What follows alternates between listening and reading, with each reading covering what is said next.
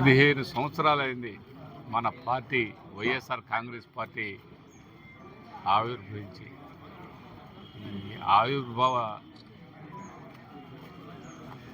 రోజున మన అందరం వైఎస్ఆర్ కాంగ్రెస్ పార్టీ నాయకులు, కార్యకర్తలు, అభిమానులు అందరూ కూడా వినుకొండ నియోజకవర్గానికి వచ్చి మన ఆఫీసులో చేస్తున్నటువంటి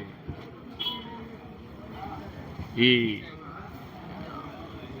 పండగ వాతావరణాన్ని చాలా సంతోషంగా ఉంది. కానీ ఈరోజు కూటమి ప్రభుత్వం కానీ లేదో పెద్ద పెద్ద మాటలు మాట్లాడే రాష్ట్రంలో రాష్ట్ర మంత్రులు కానీ కేంద్ర మంత్రులు కానీ ఇలా ఫోన్ ఊపితే హత్యల్ని అన్ని విధాలా బయట పెడతాం అని చెప్పుకునేటువంటి ఈ ప్రభుత్వాలు, ఈ కూటమి ప్రభుత్వం, ఇక్కడ ఉన్నటువంటి జర్నలిజం కూడా ఒక్కసారి గుర్తు చేసుకోవాల్సిన అవసరం ఉంది. నిజాయితీగా, నిబద్ధతగా వాస్తవాలను ఎలుగు చూపించగలిగినటువంటి మీరు వాస్తవాలను కూడా చూపించాల్సిన అవసరం ఉందని కూడా ఈ సందర్భంగా తెలియపరుస్తున్నాను. ఎందుకంటే 10 నెలల క్రితం ఏనుగుపాలెంలో ఒక మహిళ బర్రెలు కాచుకొని ఇంటికి వస్తున్నటువంటి సందర్భంలో అత్యాచారం చేసి ఆ బురదలో తొక్కారు. ఆ మనిషి చనిపోయింది. నేను గతంలో కూడా చెప్పాను, ఇప్పటికీ ఎఫ్ఐఆర్ చేశామన్నారు. నిందితులు ఎవరో అరెస్ట్ చేయలేదు. ఎవరో తిట్టారు, వాళ్ళను ఊరూరు తిప్పుతున్నామన్నారే. కానీ ఈ ఏనుగుపాలెం అంటే వినుకొండ రూరల్ మండలం, ఎక్కడో కాదు, వినుకొండ రూరల్ మండలం.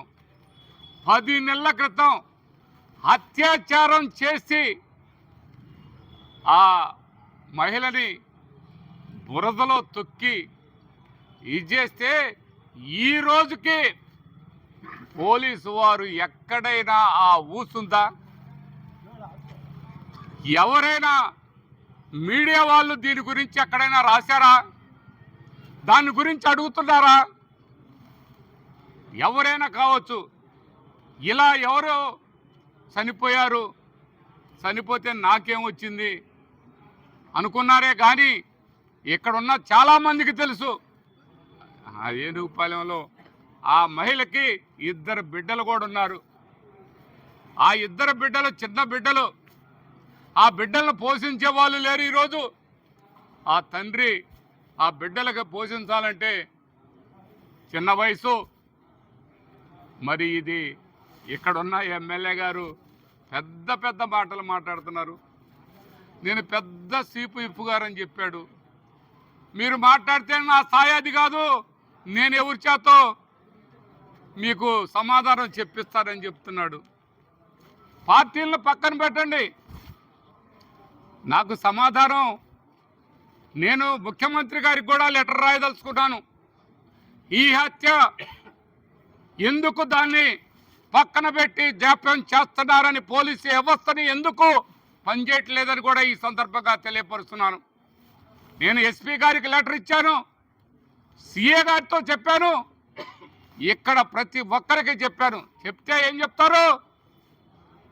ఏమండి మేము ల్యాబ్కు పంపించామండి, ఆ ల్యాబ్ నుంచి ఇంకా రిపోర్ట్ రాలేదండి అని చెప్తారు సమాధానం. ల్యాబ్కు పంపించారు.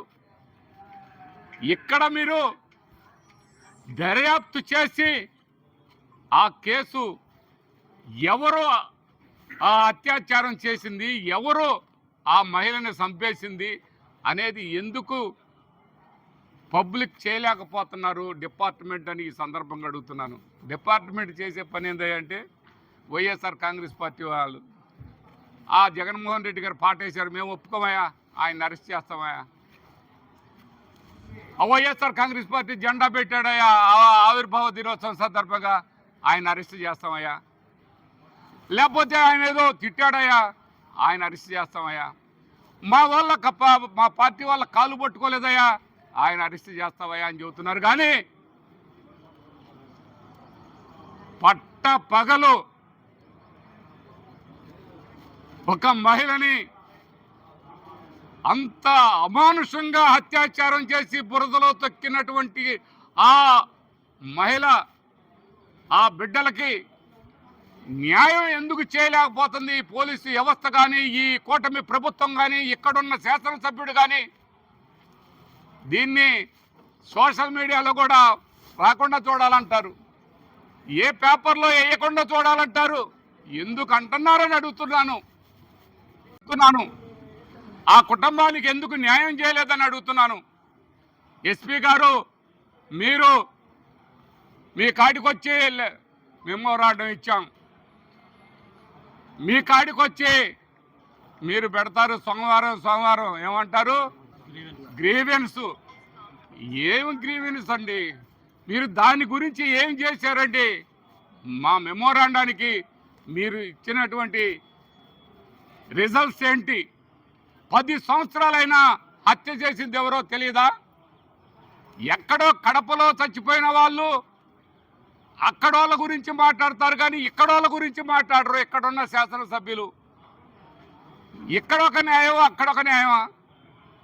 ఆయన ప్రాణం అయినా ఒకటే, ఈ సామాన్యురాలు ఈఎం ప్రాణం ఒకటి కాదా అని అడుగుతూ ఉన్నాను. పెద్ద వాళ్ళకే చట్టాలు ఉన్నాయా అని అడుగుతున్నాను. చిన్న వాళ్ళకి చట్టాలు లేవు అని అడుగుతున్నాను. ఏంటండి ఇది? ఏందండి ఈ దుర్మార్గం? ఆ ఏనుగుపాలెం హత్య కేసు నేను దాన్ని దూరంగా పోయేదానికి కూడా ప్రయత్నం చేస్తున్నాను. ఈ హత్య కేసు బయటకు తీయండి.